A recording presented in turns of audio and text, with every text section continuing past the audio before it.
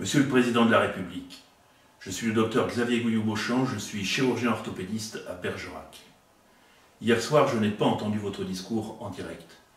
J'étais à une réunion organisée par la CPTS de Bergerac, une de ces communautés territoriales de santé que vous souhaitez voir se développer sur l'ensemble du territoire. Notre communauté réunit tous les soignants du Bergeracois, dentistes, kinés, infirmières, pharmaciens, médecins et toutes les structures de soins, l'hôpital et la clinique de la ville, les EHPAD, les établissements pour personnes handicapées. À cette réunion, organisée pour essayer de faire face au mieux à l'épidémie de Covid-19 qui va balayer le territoire, les élus de la CAB, la communauté d'agglomération, n'étaient pas présents, bien que prévenus. Ils ne se sentaient visiblement pas concernés. Pourquoi ? C'est très simple. Avec cette élection à 2 tours lancée dans un contexte d'épidémie majeure et un deuxième tour remis au calendrier grec, il n'y a plus vraiment d'élus locaux. Visiblement, les anciens ne se sentent plus vraiment en charge et les nouveaux ne sont pas encore élus. En chirurgie, on ne procède jamais comme ça. Quand on commence une opération, il faut impérativement la finir. Si les conditions ne sont pas bonnes, on n'insiste pas et on remet toute l'intervention à plus tard. La sous-préfète, bien qu'invitée, nous a dit ne pas avoir le temps de participer à cette réunion, même en visioconférence. Par contre, toutes les professions de santé étaient représentées, ainsi que toutes les structures de soins. Tous, sans exception, ont évoqué en premier lieu l'absence de moyens de protection de base contre le virus, solutions hydroalcooliques et masques, pour les patients comme pour les soignants. Nos biologistes ont évoqué les tests fournis au compte-gouttes.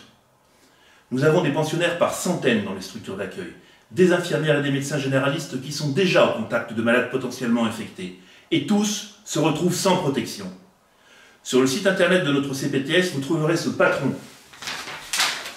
Un masque à coudre soi-même pour compenser ceux que l'État a été incapable de nous fournir. Nous avons aussi ce masque de plongée Décathlon, pas vraiment conçu pour cet usage, mais qui peut dépanner. Nous avons évoqué les conditions de réutilisation de masques jetables. Nous en sommes réduits à utiliser ces expédients, alors que nous sommes en 2020 dans un pays riche et surtout doté d'une administration pléthorique chargée d'anticiper les catastrophes sanitaires. Et savez-vous, Monsieur le Président, où était hier soir cette administration, notre agence régionale de santé? Aux abonnés absents. Elle n'était pas là. C'est inimaginable. Y a-t-il un moment plus propice que l'épidémie que nous vivons actuellement pour qu'une agence régionale de santé donne le meilleur d'elle-même, montre son utilité, sa capacité de réaction et d'organisation? Vous nous avez dit, le virus est là, invisible, insaisissable, et nous sommes en mobilisation générale.